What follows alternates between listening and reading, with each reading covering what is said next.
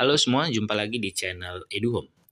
Video kita kali ini masih kembali membahas mengenai nilai rapor siswa yang telah lulus di SNMPTN beberapa tahun belakangan, atau kalau di tahun ini menjadi SNBP. Adapun siswa tersebut berasal dari jurusan IPA dan kemudian dia mengambil ke jurusan IPS di SNMPTN-nya dan dia lulus di jurusan tersebut. Semoga nanti video ini bisa membantu adik-adik dalam memilih jurusan, dalam memilih universitas yang tepat, sehingga bisa memperbesar peluangmu untuk lulus di SNBP di tahun ini. Langsung saja kita lihat, adapun siswa tersebut berasal dari SMA Negeri 1 Gunung Sitoli, kemudian dia lulus di Ilmu Kesejahteraan Sosial Universitas Sumatera Utara. Kalau kita lihat di sini di kelas 10 semester 1 ada beberapa mata pelajaran yang berada di predikat C. Ya, dengan nilainya sekitar 70-an dan nilai terendahnya berada di angka 72 di mata pelajaran Pendidikan Agama Islam dan Budi Pekerti. Kemudian untuk nilai tertingginya ada di angka 85 di mata pelajaran Pendidikan Jasmani, Olahraga, dan Kesehatan. Kemudian kalau kita lanjut ke semester yang kedua di kelas 10, tinggal 2 mata pelajaran yang berada di predikat C dengan matematika di angka 72 dan matematika peminatan di angka 76. Sisanya sudah berada di predikat B dengan nilai tertinggi berada di angka 87. Pendidikan Jasmani, Olahraga, dan Kesehatan. Lanjut kita lihat di semester 1 di kelas 11. Ya, di sini kita lihat masih ada 2 mata pelajaran yang berada di predikat C, yaitu Matematika Umum di angka 75 dan Matematika Peminatan di angka 78. Sedangkan untuk mata pelajaran dengan nilai tertinggi ada di angka 87, yaitu Sejarah Indonesia, dan kemudian ada Pendidikan Jasmani, Olahraga, dan Kesehatan di angka 88. Kita lanjut ke semester yang keempat. Di sini tidak ada lagi yang predikat C dan sudah ada beberapa mata pelajaran dengan predikat A, yakni di sini kita lihat ada 3 mata pelajaran dengan predikat A. Kemudian nilai tertingginya ada di angka 90 ya.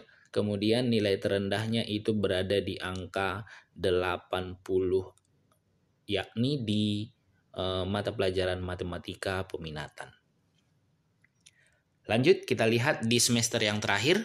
Dari nilai rapor ini kita lihat sudah banyak ya, hanya tinggal beberapa lagi yang predikat B, yakni bahasa Inggris 85, matematika peminatan 81, kemudian kimia 84, hanya itu yang berada di angka 80-an, kemudian sisanya berada di predikat A dengan 90-an ke atas, dengan nilai tertinggi berada di angka 95, yakni Pendidikan Agama Islam dan Matematika.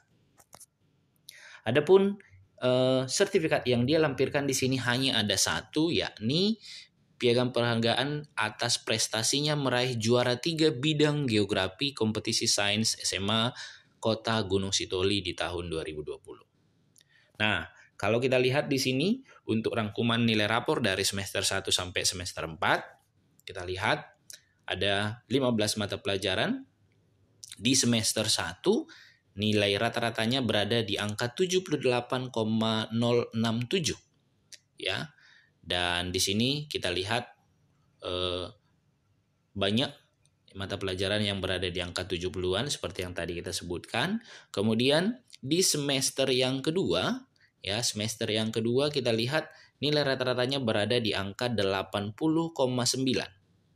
Dan kalau kita seksama memperhatikan, rata-rata semua mata pelajaran ini cenderung mengalami kenaikan ya.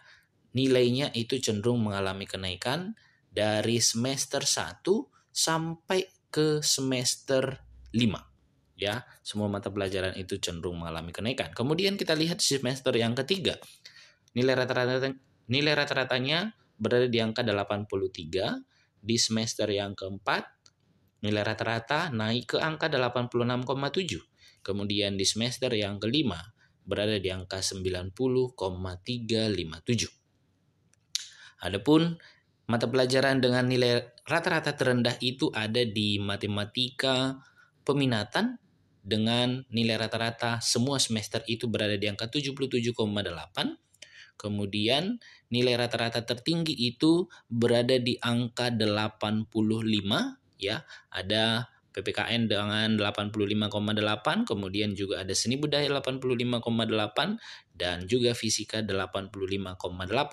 Yang paling tinggi ada di angka 86,6 dengan mata pelajaran biologi.